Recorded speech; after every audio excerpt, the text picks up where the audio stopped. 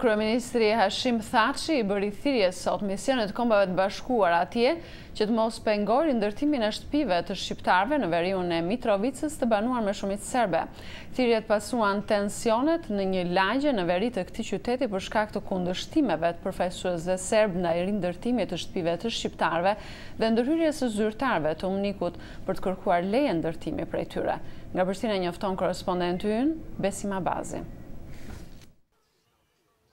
Kryeministri i Kosovës Hashim Thaçi tha sot se përfaqësuesit e misionit të Kombeve të Bashkuara nuk mund të pengojnë kthimin e qytetarëve në pronat e tyre në pjesën veriore të Kosovës të banuar me shumicë serbe. Komentet e tij pasuan tensionet në një lagje me popullsi të përzierë në veriun e Mitrovicës, ku po bëhet rindërtimi i shtëpive të shqiptarëve që ishin shkatruar gjatë luftës në Kosovë.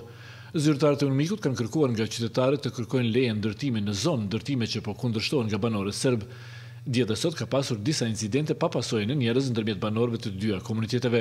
Kryeministri Thaçi tha se të gjithë qytetarët e Kosovës, pavarësisht përkatësisë së tyre etnike, kanë të drejtë të kthehen në shtëpitë dhe pronat e tyre.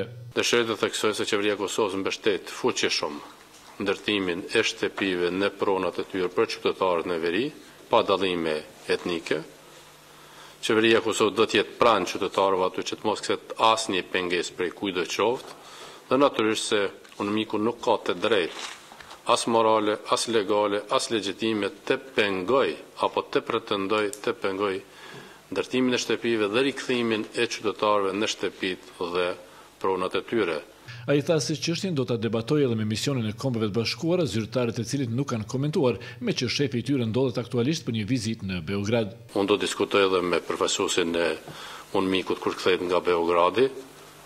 Por mendoj se qëndrimi i tij në Beograd dhe pretendimi për ndaluar ndërtimin e shtëpive është komplet i papranueshëm, i pajustifikueshëm dhe do të merr përgjigjen e duhur nga ana e qeverisë së Republikës së Kosovës. Përfaqësuesit e serbëve në veriun e Mitrovicës kundërshtojnë rindërtimin e shtëpive të qytetarëve shqiptar, ndërsa akuzojnë institucionet e Prishtinës se, siç thuhet, po provojnë të ndryshojnë përbërjen etnike të popullsisë në zonë.